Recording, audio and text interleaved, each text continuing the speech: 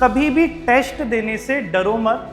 Test बिल्कुल अपना दो, अपना 100% दो। जितने भी मार्क्स आएंगे उसमें देखो कि यार हम क्या इम्प्रूव कर सकते हैं। बॉटनी और जूलॉजी से स्टार्ट कर रहा हूँ, तो मेरे को अब जितने भी मैं आने वाले मॉक टेस्ट दूंगा उन सब में जूलॉजी और बॉटनी ही पहली प्रेफरेंस रहेगी। हमने पहले कभी फिजिक्स कर लिया, पहले जूलॉजी कर लिया। हमेशा एक सीक्वेंस फॉलो करो, एक हैबिट बनाओ, एक पैटर्न बनाओ। जब भी हम हर एक टेस्ट दे रहे हैं, टेस्ट के बाद पेपर एनालिसिस बहुत जरूरी है। मेन चीज वही है। Hello everyone, my self Harsh Sharma and I am your chemistry faculty. So जैसा कि हम लोग देख रहे हैं, नीट का एग्ज़ाम आने वाला है, तो काफ़ी बच्चों के मन में ये डाउट रहता है कि केमिस्ट्री में स्कोर को कैसे बढ़ाएं।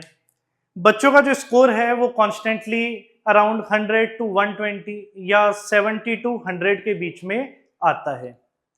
तो अगर आप भी अपने केमिस्ट्री कांस्टेंट स्कोर से परेशान हैं, अगर आप भी अपनी सिली मिस्टेक से परेशान हैं और आप भी अगर कम मार्क्स आने की वजह से दुखी हैं, तो आज मैं आपके लिए एक परफेक्ट स्ट्रेटेजी प्लान लेकर आया हूं जिससे हम आपके केमिस्ट्री मार्क्स को इम्प्रूव कर सकते हैं।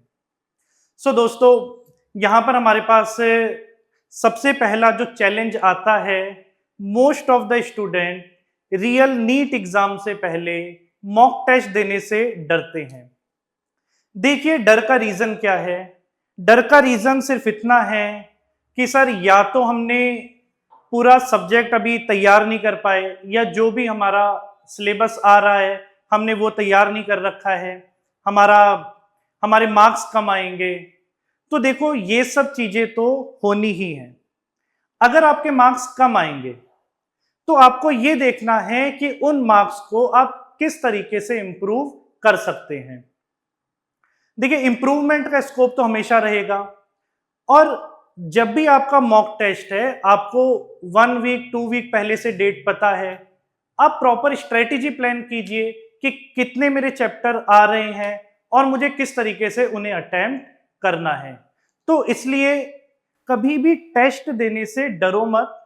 टेस्ट बिल्कुल अपना दो, अपना 100% दो। जितने भी मार्क्स आएंगे उसमें देखो कि यार हम क्या इम्प्रूव कर सकते हैं।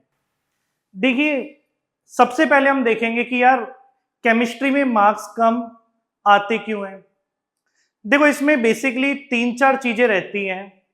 सबसे पहला जो कॉमन मिस्टेक हर एक बच्चा करता है, यार सिली मिस्टेक। सिली मिस्टेक तो हर कोई करता ही है। अब फॉर एग्जाम्पल आपके आने वाले 5 मॉक टेस्ट हैं। आप उन 5 मॉक टेस्ट को प्लान कीजिए और ये देखिए कि जब मैंने पहला टेस्ट दिया, जो मैंने उसमें मिस्टेक करी, नेक्स्ट टेस्ट में मैं उन्हें रिपीट ना करूं। देखिए, ऐसा तो नहीं होगा कि हम 100% पेपर बिल्कुल करेक्ट कर दें, बट पहले टेस्ट में जो गलती हुई है हम कोशिश करें कि सेकंड टेस्ट में वो ना हो। पहले और सेकंड में ये फर्क होगा कि सेकंड में थोड़ी सी गलती हम कम करेंगे, फिर थर्ड टेस्ट देंगे, थर्ड टेस्ट में थोड़ी सी गलती और कम करेंगे, और ऐसे करते करते जब हम फाइनल अपना नीट का एग्जाम देंगे तो हमारे माइंड में वो सारी मिस्टेक्स होंगी जो हमने प्रीवियस टेस्ट में कर रखी है। अच्छा, दूसरी चीज, एक बहुत कॉमन मिस्टेक आती है कि बच्चे क्या करते हैं, कुछ क्वेश्चंस स्टेटमेंट वाले आते हैं केमिस्ट्री में जिनमें इनकरेक्ट स्टेटमेंट पूछा होता है और हम जल्दबाजी में करेक्ट स्टेटमेंट को टिक कर देते हैं, तो वहां पे गलतियां होती हैं। तीसरी चीज, हमने देखिए, अगर हम नीट की प्रिपरेशन कर रहे हैं तो हम लोगों को एनसीईआरटी स्किप नहीं करनी है। टोटली एनसीईआरटी को फॉलो कीजिए, स्पेशली इनऑर्गेनिक केमिस्ट्री में। देखो, इनऑर्गेनिक केमिस्ट्री में एनसीईआरटी को फॉलो कीजिए। ऑर्गेनिक केमिस्ट्री के लिए सेम चीज हमें करनी है। देखिए, एनसीईआरटी तो पढ़नी ही है। बाकी फिजिकल केमिस्ट्री की अगर हम बात करें, फॉर्मूला शीट बनाइए, इनऑर्गेनिक के एक्सेप्शन सारे लिख के रखिए, ऑर्गेनिक में जीओसी के अच्छे से शॉर्ट नोट्स बनाइए। जीओसी के बाद आइसोमराइजेशन आएगा, आइसोमराइजेशन के बाद हम हाइड्रोकार्बन डिस्कस करते हैं। तो प्रॉपर अपने नोट्स तैयार रखिए। देखिए, अब एक चीज आती है कि हमें पेपर को अटेम्प्ट कैसे करना है। देखिए, कुछ बच्चे रैंडमली कभी फिजिक्स से उठा रहे हैं, फिजिक्स से हमने पेपर को अटेम्प्ट करा, कभी हमने अगर देखें तो जूलॉजी से अटेम्प्ट करा, कभी बॉटनी से, कभी केमिस्ट्री से। देखिए ये रैंडम पिकअप मत कीजिए। सबसे पहली चीज अपने माइंड में ये बिठा लीजिए, जो भी सब्जेक्ट आपका अच्छा है, फॉर एग्जांपल बॉटनी जूलॉजी बहुत बढ़िया है, पेपर को वहीं से स्टार्ट कीजिए और कोशिश कीजिए कि हम 45 टू 50 मिनट में उन्हें कंप्लीट कर लें। रिमेनिंग टाइम जो बचेगा अराउंड 50 मिनट्स वो हमें केमिस्ट्री को देने हैं और रिमेनिंग मैक्सिमम टाइम हमें किसे देना होता है, फिजिक्स को देना होता है। तो आप एक पैटर्न अपना सेट कर लीजिए और जितने भी मॉक टेस्ट आप अटेम्प्ट करेंगे उन सब मॉक टेस्ट को उसी तरीके से देना है।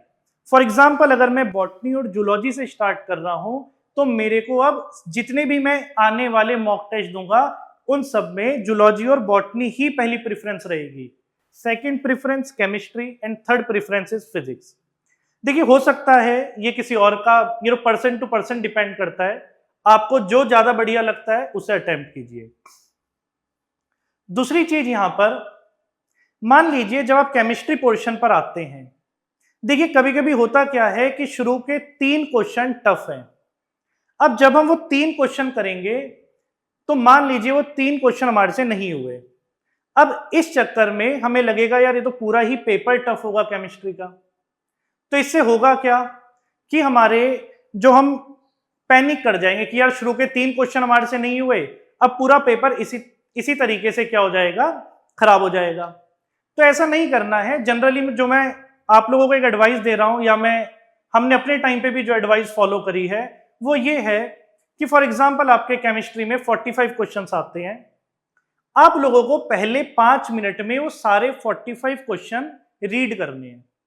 देखिए अगर एक बारी जब आप 45 क्वेश्चन रीड कर लेंगे हार्डली 5 मिनट लगेगा, कंप्लीट रीड नहीं करनी है लेकिन आप गो थ्रू हो जाइए, आपको एक ये आइडिया लग जाएगा कि पेपर में कितने क्वेश्चन टफ पूछे गए हैं और कितने इजी पूछे गए हैं। फॉर एग्जांपल जब आपने 45 क्वेश्चन देखे तो वहां पर देखा कि भाई मेरे पास 5 क्वेश्चन ऐसे हैं जो कि थोड़े से टिपिकल क्वेश्चंस हैं या जिनमें मेरे को प्रॉब्लम हो सकती है। तो आपको करना क्या है, उन 5 क्वेश्चन को साइड कीजिए और स्टार्टिंग से पेपर को अटेम्प्ट करना शुरू कीजिए, अपना केमिस्ट्री वाला पोर्शन।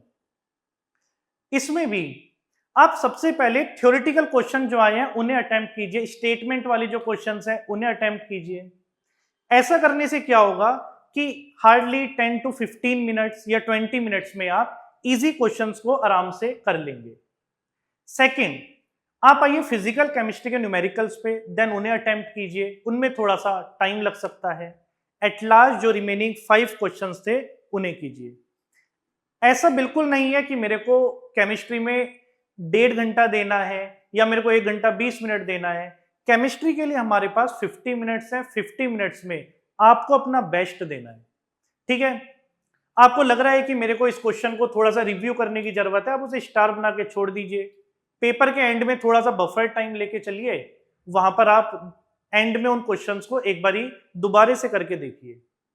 तो दूसरी चीज यहां पे एक और आती है कि हमारे पास जब हम क्वेश्चन करते हैं तो कभी कभी हमारे पास आंसर एंगस्ट्रॉम में दिया है, हमने नैनोमीटर में निकाल दिया। तो यार यूनिट्स को भी हमें बिल्कुल ध्यान में रखते हुए चलना है।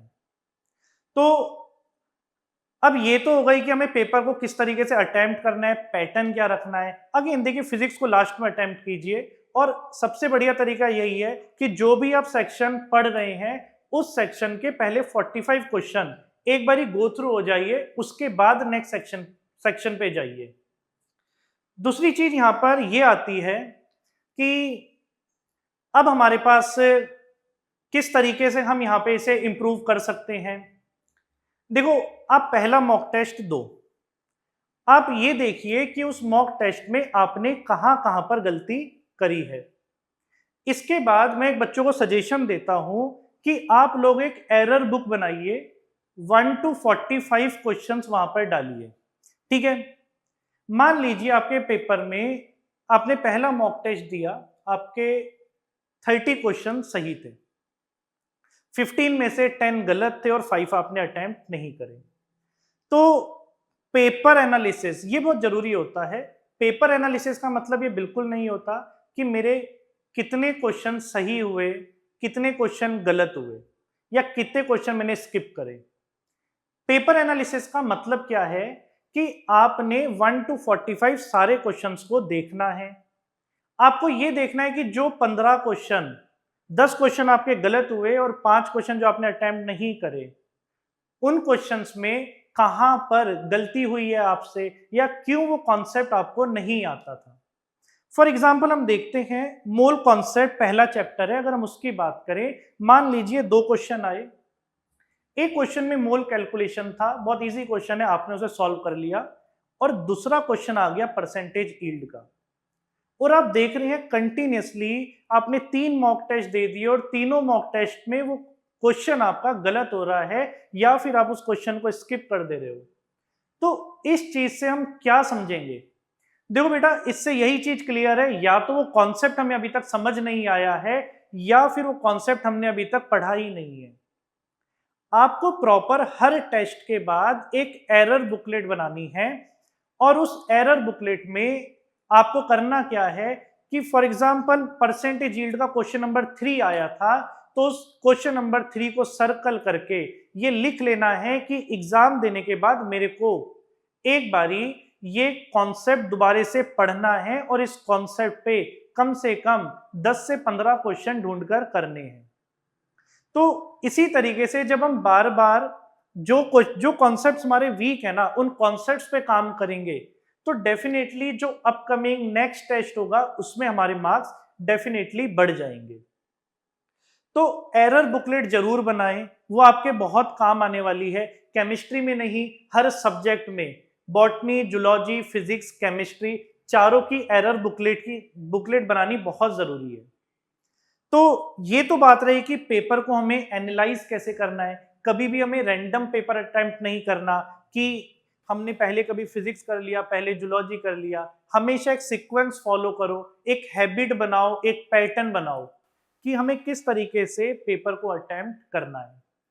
देखो बच्चों, ये तो बात रही कि पेपर एनालिसिस भी हो गया, हमने ये भी देख लिया कि उन मिस्टेक्स को हमें किस तरीके से सॉल्व करना है। अब एक तरीका आता है कि हमें केमिस्ट्री को पढ़ना कैसे है। देखिए, सबसे पहले अगर हम बात करें फिजिकल केमिस्ट्री की, तो देखिए शॉर्ट नोट्स बनाओ हर एक चैप्टर के। Mole concept, atomic structure, redox, equilibrium, thermodynamics, solution, electrochemistry, chemical kinetics, इन सब चैप्टर्स के शॉर्ट नोट्स बनाओ, फॉर्मूला शीट बनाओ और एटलीस्ट वीकली बेसिस पर पूरी फिजिकल केमिस्ट्री हमें इन्हीं फॉर्मूला शीट के थ्रू रिवाइज करनी है। दूसरी चीज आती है कि यार इनऑर्गेनिक केमिस्ट्री को कैसे पढ़ना है। इनऑर्गेनिक केमिस्ट्री में देखिए एनसीईआरटी पढ़िए, एनसीईआरटी को टोटली फॉलो कीजिए। काफी लाइंस, काफी रीजन, असर्शन, स्टेटमेंट, ये सब एनसीईआरटी से उठाए जाते हैं। सो इसमें सबसे पहले देखिए एनसीईआरटी को हमें फॉलो करना है, एनसीईआरटी की हर एक लाइन को हमें हाईलाइट करना है। एनसीईआरटी को तो हमें देखना ही है, साथ में हर एक चैप्टर के जो भी एक्सेप्शंस हैं, अगर हम बात करें periodicity, chemical bonding, P block हो गया हमारे पास coordination compound, D and F block, salt analysis, इन सब के एक्सेप्शंस हमें बनाने हैं। जो भी हर एक चैप्टर में एक्सेप्शंस है उन्हें हाईलाइट करके रखिए। ये देखिए कि इनऑर्गेनिक से पेपर में कितने क्वेश्चंस आए थे, कितने क्वेश्चंस मेरे गलत हुए और वो कौन से चैप्टर हैं, वो कौन से एक्सेप्शंस हैं जो मैं बार बार रिपीट कर रहा हूं। उन चीजों को दोबारा से पढ़िए। सिमिलरली 1 वीक का एक टाइम टेबल बनाइए, हमें इनऑर्गेनिक केमिस्ट्री भी इसी बीच में रिवाइज करनी है। जितने भी हमारे चैप्टर्स आएंगे आगे वाले टेस्ट में, एटलीस्ट उन चैप्टर्स को तो हमें अच्छे से कर लेना है। तीसरी चीज आती है ऑर्गेनिक केमिस्ट्री। ऑर्गेनिक केमिस्ट्री की अगर हम बात करें तो हमारे पास जीओसी के बहुत अच्छे से शॉर्ट नोट्स बनाइए। एरोमेटिसिटी कंफर्म है, एक क्वेश्चन आता ही आता है, मॉक टेस्ट में भी आएगा, रियल एग्जाम में भी आएगा ही। और बाकी आइसोमेराइजेशन हो गया। दूसरा हमारे पास एक टॉपिक आता है इसमें रिएजेंट्स, नेम रिएक्शन, इन सबको, जैसे अगर हम ऑर्गेनिक केमिस्ट्री की बात करें तो रिएजेंट्स का प्रॉपर एक चार्ट बना लीजिए, नेम रिएक्शंस का एक चार्ट बना लीजिए, SN1, SN2, SNAR, SNAE, SNGP, इन सब का भी एक चार्ट बनाकर एक छोटे पार्ट में इन्हें कंसाइज फॉर्म में रख लीजिए। इससे होगा क्या कि कम टाइम में हम ज्यादा से ज्यादा कंटेंट क्या कर पाएंगे, रिवाइज कर पाएंगे। अगेन अब ये देखिए कि आपका नेक्स्ट टेस्ट कब है, अपना 100% दीजिए। जो भी टेस्ट आपका आने वाला है उसे सिर्फ एक क्लास टेस्ट मानकर ना दीजिए, उसे ये मान के दीजिए कि यार यही मेरा रियल नीट का एग्जाम है और जितने मेरे मार्क्स इसमें आएंगे उतने ही मेरे मार्क्स नीट एग्जाम में भी आएंगे। इससे होगा क्या कि आपके अंदर एक सीरियसनेस डेवलप होगी और जब आप 20-30 मॉक टेस्ट दे चुके होंगे तो जब आपका रियल नीट का एग्जाम होगा उसमें आपको इतना ज्यादा प्रॉब्लम नहीं आएगा, क्योंकि आपका कॉन्फिडेंस बिल्डअप हो गया होगा। जो भी आपकी वीकनेस थी आपने उन सब चीजों पे काम कर लिया है। तो ऐसा करने पे ये है कि हमारा डेफिनेटली, अगर मैं बात करूं 120 to 130 मार्क्स अगर आपके कॉन्स्टेंटली आ रहे थे, तो ये सब स्ट्रेटेजी जब हम फॉलो करेंगे तो एंड में हमारे मार्क्स डेफिनेटली बढ़ जाएंगे। तो सबसे पहला काम है, मॉक टेस्ट से हमें डरना नहीं है, वो हमारी वीकनेस नहीं बता रहे हैं, वो हमें इंप्रूवमेंट ऑफ स्कोप बता रहे हैं कि कहां पर हमें इंप्रूवमेंट की जरूरत है। दूसरी चीज, जो हम सिली मिस्टेक्स एरर कर रहे हैं, हमने पढ़ा यार इनकरेक्ट स्टेटमेंट पूछा था, करेक्ट कर दिए, वो हमने यूनिट्स में गलती कर दी, हमें रिएजेंट्स नहीं पता कि यार NeBH4 है, ये किसे रिड्यूस करेगा, सेलेक्टिवली रिड्यूसिंग एजेंट है, हाइड्रोजन निकेल। तो इन सब पे हमारी बहुत अच्छे से कमांड होनी चाहिए। दूसरी चीज, इनऑर्गेनिक में जैसा कि मैंने तुम्हें बताया, प्रॉपर एनसीईआरटी को फॉलो कीजिए। एनसीईआरटी इनऑर्गेनिक तो एनसीईआरटी से ही पूछी जाती है। तीसरी चीज, अगर हम बात करें फिजिकल केमिस्ट्री की, तो उसमें भी हमें फॉर्मूला शीट बढ़िया से फॉलो करनी है।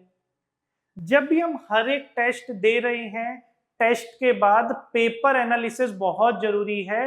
मेन चीज वही है कि यार एक एरर बुकलेट बनाइए, प्रॉपर एक बॉक्स बनाइए, 1 to 180 क्वेश्चन लिखिए और हर एक पार्ट को एनालाइज कीजिए, अपनी वीकनेस देखिए कहां पर आपने मिस्टेक्स कर रखी है। तीसरी चीज, अगर मैं बात करूं पेपर को अटेम्प्ट करने का तरीका क्या रहने वाला है, इस पे बहुत अच्छे से काम कीजिए। एक सीक्वेंस बना लीजिए कि अगर मेरे 30 टेस्ट होने हैं तो 30 टेस्ट में मैं सेम स्ट्रेटेजी रखूंगा, स्ट्रेटेजी नहीं बदलनी है कि पहले टेस्ट के लिए स्ट्रेटेजी कुछ और थी और सेकंड टेस्ट के लिए स्ट्रेटेजी कुछ और है, क्योंकि यही स्ट्रेटेजी हम फाइनल टेस्ट में भी अप्लाई करने वाले हैं। तो देखिए, इन सब चीजों का फॉलो कीजिए, डेफिनेटली आपके मार्क्स बहुत बढ़िया हो जाएंगे। सो नीट 2026 के लिए ऑल द बेस्ट सभी लोगों को।